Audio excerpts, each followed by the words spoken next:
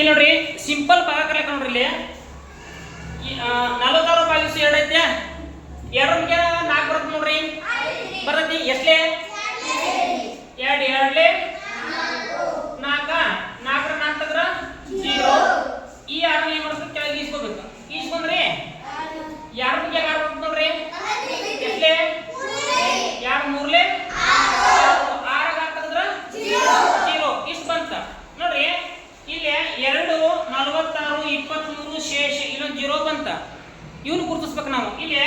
ಈ 46 ಗೆ ಏನಪ್ಪ ಅಂತಂದ್ರ ಇದು ಭಾಜ್ಯ ಏನಿಲ್ಲ ಭಾಜ್ಯ ಇದಕ್ಕೆ ಭಾಜ್ಯ ಅಂತ ಕರೀತಾರ ಇದಕ್ಕ ಎರಡಕ್ಕ ಇಲ್ಲಿ ಈ ಬರ್ತಕ್ಕಂಥ ಸಂಖ್ಯೆಗೆ ಏನು ಕರೀತಾರಪ್ಪ ಅಂತಂದ್ರ ಭಾಜ್ಯಕ ಅಂತ ಕರೀತಾರ ಏನು ಕರೀತಾರ ಭಾಜ್ಯಕ ಇನ್ನು 23 ಬಂದಂತ ಉತ್ತರ ಇದಕ್ಕೆ ಏನು ಕರೀತಾರಪ್ಪ ಅಂತಂದ್ರ ಭಾಗಲಬ್ಧ ಏನು ಕರೀತಾರ ಭಾಗಲಬ್ಧ ಕೊನೆಗೆ ಶೇಷ ಇದು ನಿಮ್ಮ ಭಾಗಾಕಾರದಲ್ಲಿ ಬರ್ತಕ್ಕಂಥ ಅಂಶಗಳು